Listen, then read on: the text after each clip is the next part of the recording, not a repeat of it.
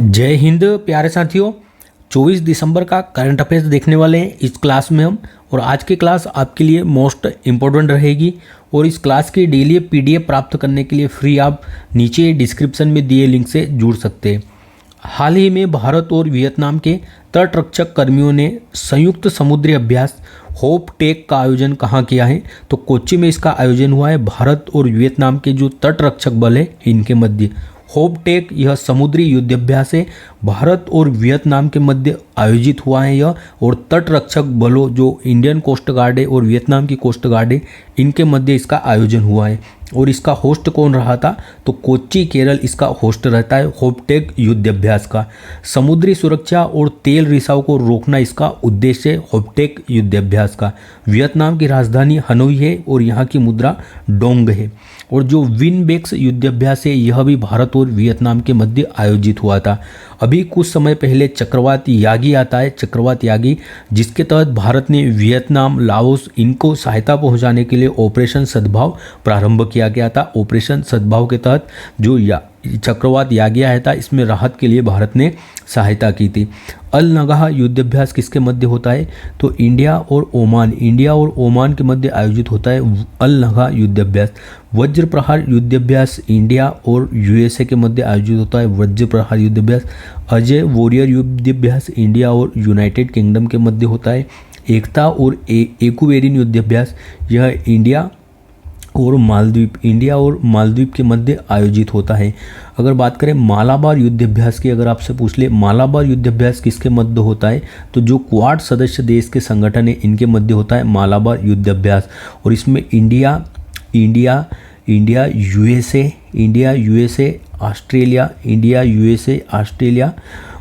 USA Australia और Japan इसके अंतर्गत शामिल है जो क्वाड संगठन है इसमें। और इनके मध्य जो आयोजन होता है युद्धाभ्यास का उसे मालाबार युद्धाभ्यास कहा जाता है, ये आपको याद रखना है। दोस्ती युद्धाभ्यास अभी हाल ही में किसके मध्य हुआ है? तो दोस्ती युद्धाभ्यास इंडिया श्रीलंका और मालदीव के मध्य दोस्ती अभ्यास हुआ है जो त्रिपक्षीय युद्धाभ्यास है, ये आपको कुछ ध्यान में रखने हैं। हाल ही में अंतर्राष्ट्रीय सौर गठबंधन रूपरेखा समझौते पर किसने हस्ताक्षर किए हैं? तो मोल्दोवा देश है जो यूरोप महाद्वीप का, इसने हस्ताक्षर किए हैं जो अंतर्राष्ट्रीय सौर गठबंधन रूपरेखा समझौता है इस पर। अगर इंटरनेशनल सोलर अलायंस संगठन की बात करें तो इसकी स्थापना COP 2015 में COP 21 में पेरिस में हुई थी। इंटरनेशनल सोलर अलायंस की स्थापना कहाँ पर? पेरिस में 2015 में भारत और फ्रांस ने मिलकर इसकी स्थापना की थी। और इंटरनेशनल सोलर अलायंस का मुख्यालय कहाँ पर है वर्तमान में? तो गुरुग्राम हरियाणा में इसका मुख्यालय है। 104वें क्रम का इसका अभी हाल ही में नवीनतम सदस्य कौन बना है?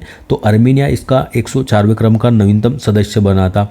और इसके अभी रूपरेखा अंतर्राष्ट्रीय सौर संगठन के रूपरेखा समझौते पर हस्ताक्षर मोल्दोवा ने किया है।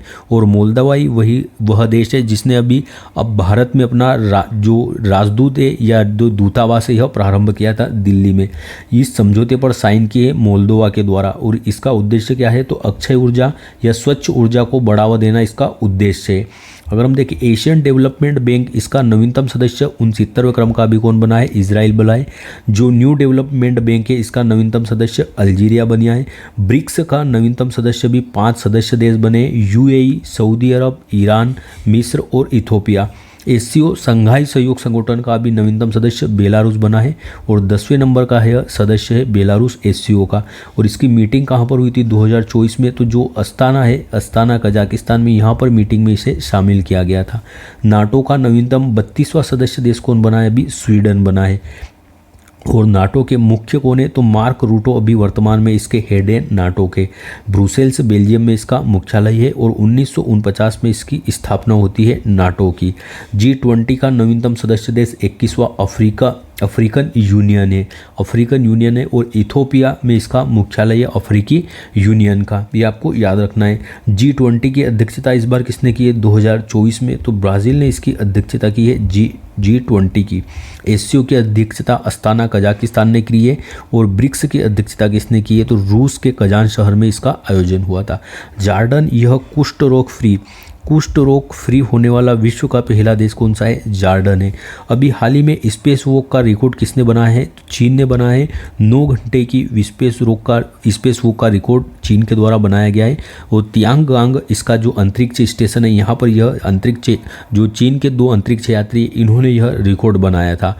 नेक्स्ट प्रश्न है, IDFC फर्स्ट बैंक और हुरून इंडिया की शीर्ष 200 स्वनिर्मित उद्यमियों की सूची में शीर्ष स्थान किसे मिला है? तो स्वनिर्मित उद्यमियों की सूची में शीर्ष स्थान राधाकिशन दम्मानी जी को मिला है। IDFC फर्स्ट बैंक और हुरून इंडिया ने अपनी लिस्ट जारी की है, जिसमें टॉप स्वनिर्मित उद्यमी कौन है, अर्थात जिन्होंने अपने खुद का बिजनेस बड़ा किया है। तो राधाकिशन दम्मानी इसमें टॉप स्थान पर है, पहले स्थान पर। और यह डी मार्ट के संस्थापक है, जहां पर किराना का सामान सस्ता मिलता है और शहर के बाहर अधिकतर डी मार्ट स्थापित है। दीपिंदर गोयल दूसरे नंबर पर है और ये जोमेटो के संस्थापक है दीपिंदर गोयल जी। इसमें सबसे कम उम्र के कौन है स्वनिर्मित उद्योगपति? तो यह केवल्य बोहरा जी है और जेप्टो के संस्थापक है केवल्य बोहरा, और ये सबसे कम उम्र के स्वनिर्मित उद्योगपति में।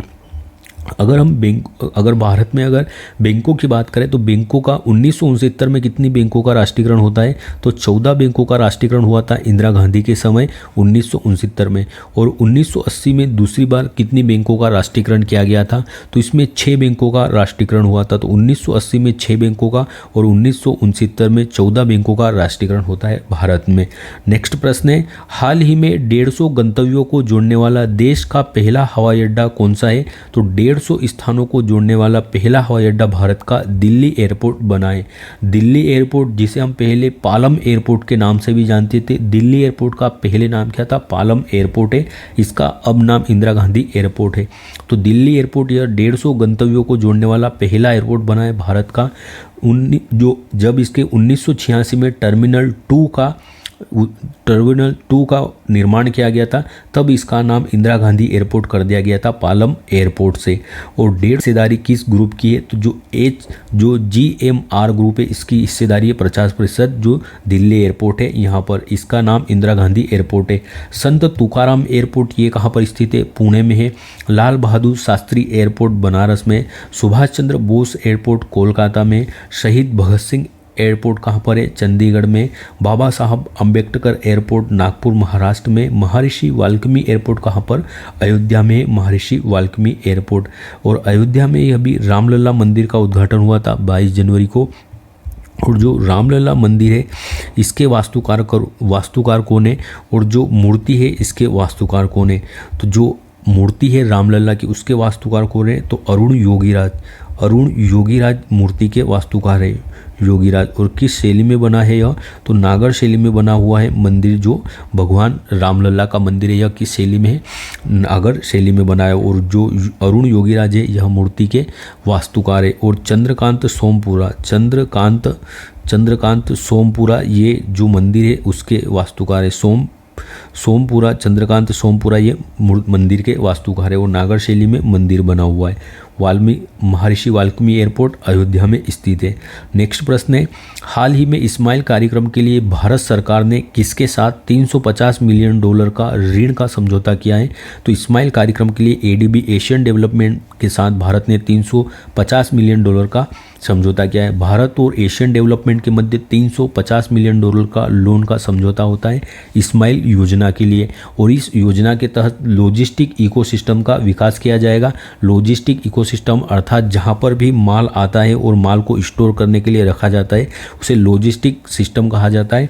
तो लॉजिस्टिक इकोसिस्टम का विकास करने के लिए $350 मिलियन का लोन लेगा भारत एशियन डेवलपमेंट बैंक से। और ये किसके अंतर्गत आएगा? तो वाणिज्य उद्योग मंत्रालय के अंतर्गत आएगा, जिसके अभी मंत्री वर्तमान में पीयूष गोयल जी। एशियन डेवलपमेंट बैंक के बारे में देखें तो 1966 में इसकी स्थापना होती है एशियन डेवलपमेंट बैंक की। मनीला फिलीपींस में इसका मुख्यालय है। इसका नवीनतम सदस्य अभी 69वें क्रम का इजराइल बना है। इसके हेड वर्तमान में मसांतो कांडो इसके हेड बने हैं जापान के। अगर हम देखें और संगठन वर्ल्ड बैंक के हेड कौन है वर्तमान में, तो अजय बंगा जी इसके हेड है। 1944 में ब्रिटेन वुड्स सम्मेलन के तहत इसकी स्थापना होती है। ब्रिटेन वुड्स सम्मेलन के तहत इसकी स्थापना होती है वर्ल्ड बैंक और आईएमएफ की, दोनों की। और अगर बात करें आईएमएफ की जो एसडीआर है, स्पेशल ड्रॉइंग राइट या विशेष आहरण मुद्रा जिसे कहा जाता है, इसमें कितनी मुद्राएं शामिल है? 5 मुद्राएं शामिल है। कौन कौन सी है? तो इसमें dollar pound, euro, dollar, pound, euro, yen और रेमेनबी, ये मुद्राएं शामिल है 5 इसमें एसडीआर में, स्पेशल ड्रॉइंग रोट में। अगर डब्ल्यूटीओ की बात करें तो इसकी स्थापना कब होती है? वर्ल्ड ट्रेड ऑर्गेनाइजेशन की, तो 1 जनवरी 1995 को इसकी स्थापना होती है वर्ल्ड ट्रेड ऑर्गेनाइजेशन की। और नागोजी ओंकाजा इवेला इसकी वर्तमान में हेड है डब्ल्यूटीओ की, वर्ल्ड ट्रेड ऑर्गेनाइजेशन की। डब्ल्यूएचओ की स्थापना कब होती है? वर्ल्ड हेल्थ ऑर्गेनाइजेशन की, तो 7 अप्रैल 1948 को इसकी स्थापना होती है। जिनेवा में इसका मुख्यालय है, वर्ल्ड हेल्थ ऑर्गेनाइजेशन का है, आपको ध्यान रखना है। और यूनेस्को का मुख्यालय कहाँ पर है? तो पेरिस फ्रांस में यूनेस्को का मुख्यालय है, ये भी आपको ध्यान रखना है। नेक्स्ट प्रश्न है, हाल ही में राष्ट्रीय किसान दिवस कब मनाया गया? तो 23 दिसंबर को मनाया गया है हाल ही में राष्ट्रीय किसान दिवस। 23 दिसंबर को चौधरी चरण सिंह के जन्म दिवस पर भारत में राष्ट्रीय किसान दिवस मनाया जाता है। चौधरी चरण सिंह यह भारत के प्रधानमंत्री रहे और किसानों के हितों में इन्हें लगातार कार्य करने के लिए चौधरी चरण सिंह के द्वारा किसानों के हित में लगातार कार्य किया, इसलिए इनके जन्म दिवस पर राष्ट्रीय किसान दिवस मनाया जाता है। और इस बार की इसकी थीम क्या रखी गई है? तो अन्नदाताओं को सशक्त करना इसकी थीम रखी गई है। और 2001 में इसे नामित किया गया था राष्ट्रीय किसान दिवस को मनाने के लिए। चौधरी चरण सिंह अभी 2024 में इन्हें भारत रत्न भी मिला है। भारत रत्न 2024 में किन्हें मिला है? तो कर्पूरी ठाकुर बिहार के जो जननायक कहलाते हैं। MS स्वामीनाथन जो भारत में हरित क्रांति के जनक है। चौधरी चरण सिंह जो भारत के प्रधानमंत्री रहे। PV नरसिम्हा राव और लाल कृष्ण आडवाणी, इन 5 व्यक्तित्वों को भारत रत्न से सम्मानित किया गया है 2024 में। भारत के 5वें क्रम के प्रधानमंत्री रहे थे यह 1979 से 1980 के बीच। उत्तर प्रदेश के मुख्यमंत्री भी रहे हैं चौधरी चरण सिंह और इन्हें भूमि सुधार के लिए जाना जाता है। इनके समाधि स्थल को क्या कहा जाता है? तो दिल्ली में इनका समाधि स्थल है, उसे किसान घाट के नाम से जाना जाता है। और चैत्य भूमि है, यह किसका समाधि स्थल है? तो भीमराव अंबेडकर जी का चैत्य भूमि समाधि स्थल है। चौधरी चरण सिंह पुरस्कार इस बार पहली बार दिए गए हैं। चौधरी चरण सिंह पुरस्कार इसलिए इम्पोर्टेंट है और ये 4 व्यक्ति को दिए गए हैं पहली बार चौधरी चरण सिंह पुरस्कार। डॉक्टर राजेंद्र सिंह को दिया गया है जिन्हें वाटरमैन ऑफ इंडिया के नाम से जाना जाता है। डॉक्टर राजेंद्र सिंह जी को। डॉक्टर फिरोज जी को दिया गया है जो कि एक मक्का वैज्ञानिक है। प्रीतम सिंह को दिया गया है जो टिकाऊ कृषि, जो संधारणी कृषि है उसके लिए कार्य करते हैं, डॉक्टर प्रीतम सिंह। और नीरजा चौधरी को दिया गया है जो कि एक पत्रकार है। तो चौधरी चरण सिंह पुरस्कार पहली बार दिए गए हैं 2024 में और ये 4 व्यक्ति को दिए गए हैं, पहली बार दिए गए, इसलिए पूछ सकता है। आपको चारों के नाम याद रखने, उत्तर प्रदेश के लिए मोस्ट इंपोर्टेंट रहेंगे। राष्ट्रीय उपभोक्ता दिवस 24 दिसंबर को मनाया जाता है। सुशासन दिवस, राष्ट्रीय सुशासन दिवस 22 दिसंबर को मनाते हैं। अटल बिहारी वाजपेयी का जन्म दिवस है। और वीर बाल दिवस 26 दिसंबर को मनाया जाता है, वीर बाल दिवस। अगर बात करें इस बार 25 मई को पहली बार कौन सा दिवस मनाया गया है? तो फुटबॉल दिवस मनाया गया है। फुटबॉल दिवस मनाया गया है पहली बार इस बार 25 मई को। 20 जुलाई को कौन सा दिवस मनाया जाता है? तो विश्व शतरंज दिवस कब मनाया जाता है? 20 जुलाई को मनाया जाता है। 24 जुलाई को कौन सा दिवस मनाया जाता है? तो भारत में आयकर दिवस मनाया जाता है 24 जुलाई को। और जेम्स विल्सन भारत में आयकर के जनक है और आयकर दिवस मनाते भारत में 24 जुलाई को। 17 सितंबर को कौन सा दिवस मनाया जाता है? तो हैदराबाद का स्वाधीनता दिवस। हैदराबाद का स्वाधीनता दिवस कब मनाया जाता है? 17 सितंबर को और गृह मंत्रालय ने पहली बार इसकी घोषणा की है। और 25 जून को कौन सा दिवस मनाया जाता है? 25 जून को तो संविधान हत्या दिवस कब मनाया जाता है? 25 जून को मनाने की घोषणा की है अभी गृह मंत्रालय के द्वारा। हाल ही में वॉल स्ट्रीट जर्नल ने go to global destinations for 2025 सूची में किसे शामिल किया है? तो वॉल स्ट्रीट जर्नल की अभी एक सूची आई है go to global destination for 2025। इस सूची में किसे शामिल किया गया है? मध्य प्रदेश को। Go to global destination for 2025 इस सूची में मध्य प्रदेश को शामिल किया गया है। और मध्य प्रदेश को पूरे विश्व में मध्य प्रदेश से वह सबसे ज़्यादा जो यात्री है उनके आने का केंद्र रहा है, इसलिए इसे इस सूची में शामिल किया गया है। और सबसे ज़्यादा विश्व भर से सबसे ज़्यादा यात्री मध्य प्रदेश में क्यों आए? क्योंकि यहाँ पर पर्यटन के हमें कई स्थल देखने को मिलते हैं जो कि प्राचीन है, धार्मिक है या ऐतिहासिक है। तो कई पर्यटन स्थल देखने को मिलते हैं। 3 पर्यटन स्थल ऐसे हैं जो यूनेस्को की विश्व विरासत सूची में शामिल है भारत की, जो यूनेस्को की। तो पहला स्थान कौन है? खजुराहो के मंदिर जो कि चंदेल शासकों द्वारा निर्मित करवाए गए थे। सांची स्तूप जो कि सांची का स्तूप जो कि अशोक के द्वारा निर्मित करवाया गया था। और भीमबेटका की गुफाएं जो आदि मानव के काल के लिए प्रसिद्ध है। खजुराहो के मंदिर यूनेस्को में 1986 में शामिल होते हैं। सांची का स्तूप 1989 में शामिल होता है यूनेस्को की विश्व विरासत सूची में। और भीमबेटका की गुफाएं 2003 में यूनेस्को की विश्व विरासत सूची में शामिल होती है। और विष्णुधर वाकणकर के द्वारा भीमबेटकाओं की खोज की गई थी। ये अपने गुफा काल जो आदि मानव के काल के यहाँ हमें शैल चित्र देखने को मिलते हैं भीमबेटका की गुफाओं में। और यहीं पर जो बायोस्फीयर रिजर्व है, तो भारत में कुल कितने बायोस्फीयर रिजर्व है? 18 बायोस्फीयर रिजर्व है, जिसमें से 12 बायोस्फीयर रिजर्व ऐसे जो यूनेस्को में शामिल है। उसमें से मध्य प्रदेश के 2 अमरकंटक और पन्ना बायोस्फीयर रिजर्व, अमरकंटक और पन्ना बायोस्फीयर रिजर्व 2 ऐसे बायोस्फीयर रिजर्व है जो यूनेस्को में शामिल है। सर्वाधिक नेशनल पार्क भी कहाँ पर है? मध्य प्रदेश में। टाइगर स्टेट, तेंदुआ स्टेट का दर्जा भी किसे? मध्य प्रदेश को प्राप्त है। अभी नामीबिया से चीते लाकर चीता और चीती भी कहाँ पर बसाए गए थे? मध्य प्रदेश के श्योपुर में। वन क्षेत्र भी सर्वाधिक कहाँ पर है? तो मध्य प्रदेश वन क्षेत्र भी सर्वाधिक वन क्षेत्र वाला।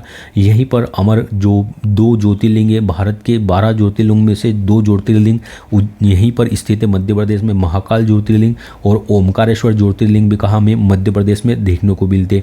जो पेंच नेशनल पार्क है यह भी प्रसिद्ध है।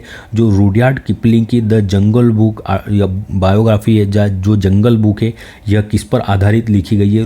रुडयार्ड किपलिंग के द्वारा। तो ये जो पेंच नेशनल पार्क है मध्य प्रदेश में इस पर ही आधारित है। पेंच नेशनल पार्क ये मध्य प्रदेश और महाराष्ट्र की सीमा पर है। उज्जैन इसलिए प्रसिद्ध है, महाकाल ज्योतिर्लिंग है यहाँ पर। अगर ग्वालियर की बात करें तो यह भी मध्य प्रदेश में स्थित शहर है और यूनेस्को ने अभी से संगीत शहर घोषित किया है ग्वालियर को। और यहाँ पर तानसेन समारोह का आयोजन होता है और ग्वालियर में ही तानसेन का मकबरा भी स्थित है। एयरपोर्ट की बात करें तो यहाँ पर माँ अहिल्याबाई एयरपोर्ट अंतर्राष्ट्रीय एयरपोर्ट है, यह इंदौर में स्थित है। और अभी हाल ही में यह भारत का पहला जीरो वेस्ट एयरपोर्ट बना है। भारत का पहला जीरो वेस्ट एयरपोर्ट कौन बना है? तो यह माँ अहिल्याबाई एयरपोर्ट बना है इंदौर का। जीरो वेस्ट एयरपोर्ट अर्थात यहाँ की जो दुकानें, यहाँ पर जो एयरलाइंस आएगी, यहाँ पर जो भी कचरा निकलेगा बगीचों से, उन सब का क्या किया जाएगा? उन सब वेस्ट को इकट्ठा किया जाएगा, उनको रीयूज़ किया जाएगा और उन्हें वेल्थ में कन्वर्ट किया जाएगा, अर्थात उससे आमदनी की जाएगी। तो 4R पर आधारित है यह वेस्ट, जो जीरो वेस्ट एयरपोर्ट का इसे खिताब मिला है।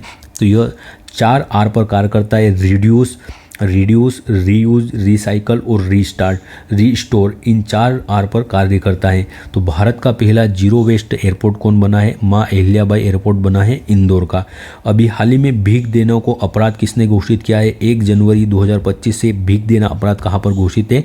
इंदौर में किया गया है। और इसके लिए 6 माह की सज़ा का प्रावधान है और आपके विरुद्ध FIR भी हो सकती है। नेक्स्ट प्रश्न है हमारा अंतिम, हाल ही में दिवंगत श्याम बेनेगल का संबंध किससे है? तो श्याम बेनेगल यह फिल्म निर्माण करता थे और अभी हाल ही में 90 वर्ष की उम्र में इनका निधन हो गया है। श्याम बेनेगल यह फिल्म निर्माता थे, 90 वर्ष की उम्र में इनका निधन हुआ है हाल ही में। 1976 में इन्हें पद्मश्री से सम्मानित किया जा चुका है। 1991 में इन्हें पद्म विभूषण भी मिल चुका है। और जो अंकुर और जुबेदो फिल्म है, अंकुर फिल्म से इनकी शुरुआत होती है और जुबेदो फिल्म भी इनकी है। तो दिवंगत श्याम बेनेगल का संबंध किससे? फिल्म निर्माता से। अभी हाल ही में एक उद्योगपति रोहन मीरचंदानी जी का निधन हो गया है। 42 वर्ष की उम्र में इनका हार्ट अटैक से निधन हुआ है, रोहन मीरचंदानी जी का। इनकी कंपनी कौन सी थी? तो जो एपिगोमिया कंपनी है, इसके संस्थापक थे यह। और एपिगोमिया कंपनी का नाम तो नहीं सुना होगा, लेकिन जो ग्रीक दही है, जो या योगार्ट है या जो स्मूदी है, ग्रीक दही जिसे योगार्ट या स्मूदी कहा जाता है, भारत में इसको स्टार्ट करने वाले कौन थे? रोहन मीरचंदानी जी थे। भारत में स्टार्ट किया था इन्होंने ग्रीक दही को, योगार्ट को और स्मूदी को। अभी हाल ही में एक और व्यक्तित्व है जोधैया बाई बेगम। इनका अभी हाल ही में निधन हुआ है। यह बेगा जनजाति की कलाकार थी और मध्य प्रदेश की निवासी थी। यह मध्य प्रदेश की जोधाबाई यह बेगा जनजाति से थे और ये कलाकार थी जिनका अभी हाल ही में निधन हुआ है। और 2023 में इन्हें पद्मश्री मिल चुका है, भारत सरकार द्वारा सम्मानित किया गया है। तो जोधैया बाई को भी आपको ध्यान रखना है, मध्य प्रदेश की बेगा जनजाति से संबंधित है। जाकिर हुसैन ये तबला वादक थे और अभी हाल ही में सैन फ्रांसिस्को में इनका निधन हो गया है। इन्हें पद्मश्री से कब सम्मानित किया गया था? पद्मश्री से इन्हें 1988 में सम्मानित किया गया था। पद्मश्री से। पद्म भूषण से इन्हें कब सम्मानित किया गया था? पद्म भूषण से इन्हें 2002 में सम्मानित किया गया था। और पद्म विभूषण से इन्हें कब सम्मानित किया गया है? तो 2023 में इन्हें पद्म विभूषण से सम्मानित किया गया था जाकिर हुसैन को। तबला वादक के सैन फ्रांसिस्को में इनका निधन हुआ है। और जो अल्लाह रखा खां थे इनके पिता, वह भी तबला वादन से संबंधित थे। नेक्स्ट प्रश्न है अगला। हाल ही में रक्षा मंत्रालय ने 9 वज्र तोपें खरीदने के लिए किसके साथ समझौता किया है? तो L&T कंपनी है, इसके साथ समझौता किया है रक्षा मंत्रालय ने। K9 वज्र तोपें खरीदने के लिए रक्षा मंत्रालय और L&T कंपनी के मध्य समझौता हुआ है। L&T अर्थात लार्सन एंड टूब्रो कंपनी, इन दोनों के मध्य समझौता होता है 9 वज्र तोपों के लिए। और इसमें 7628 करोड़ रुपए का यह समझौता होता है। और इसके तहत कितनी 100 तोपें खरीदी जाएगी L&T कंपनी से। और जिनकी मारक क्षमता, जिनकी रेंज क्या होगी? तो 40 किलोमीटर इसकी रेंज होने वाली है K9 वज्र तोपों की। इसका निर्माण कहाँ पर होगा? तो जो L&T कंपनी का पुणे स्थित प्लांट है तलेगांव में, यहाँ पर इनका निर्माण होना है। भारत की अभी हाल ही में 14वें क्रम की महारत्न कंपनी कौन बनी है? तो जो हिंदुस्तान एरोनॉटिक लिमिटेड है, यह भारत के भी 14वें नंबर की नवीनतम कंपनी बनी है। आकाश और त्रिशूल ये किस प्रकार की मिसाइल है? तो आकाश और त्रिशूल यह सतह से हवा, सरफेस टू एयर, सतह से हवा पर मार करने वाली मिसाइल है। अस्त्र कैसी? तो यह एयर टू एयर, हवा से हवा में मार करने वाली मिसाइल कौन सी है? अस्त्र है। पिनाका क्या है? तो यह रॉकेट लॉन्चर है। मल्टी बैरल रॉकेट लॉन्चर कौन सा है हमारा? यह पिनाका है। ब्रह्मोस मिसाइल, यह सुपरसोनिक क्रूज मिसाइल है ब्रह्मोस। इंडिया और रूस के द्वारा इसका निर्माण किया गया है। और अभी ब्रह्मोस का पहली बार किस देश को निर्यात किया गया है? तो ब्रह्मोस को पहली बार फिलीपींस को निर्यात किया गया है। ये आपको ध्यान रखना है। कुछ ये डिफेंस से संबंधित अस्त्र है।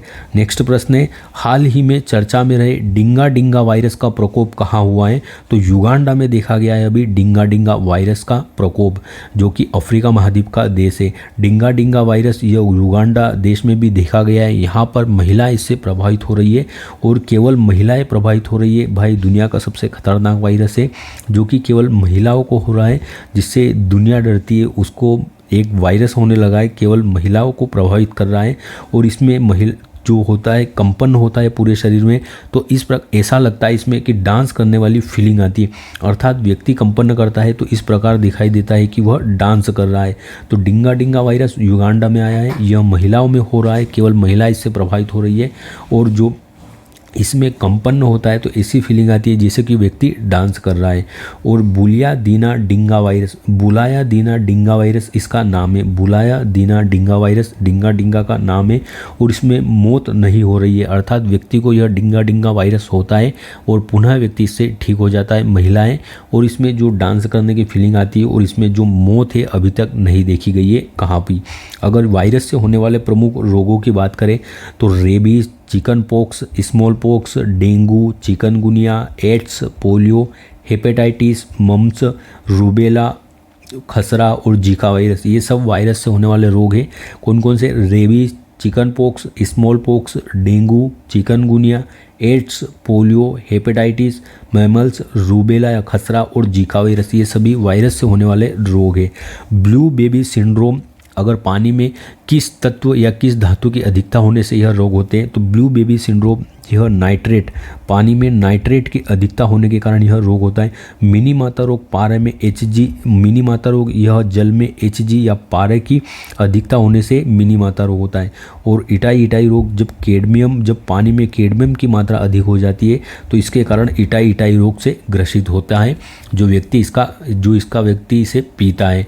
तो ब्लू बेबी सिंड्रोम नाइट्रेट की अधिकता से, मिनी माता रोग पारे की अधिकता से और इटाई रोग कैडमियम की अधिकता से होने वाले रोग है। तो यह हमने आज के 24 दिसंबर के करंट अफेयर्स को देखा है। क्लास अगर आपको अच्छी लगी हो, कंटेंट पसंद आया हो तो क्लास को लाइक ज़रूर करिएगा और हो सके तो अपने दोस्तों तक, अपने साथियों तक भी शेयर करिएगा। धन्यवाद। जय हिंद।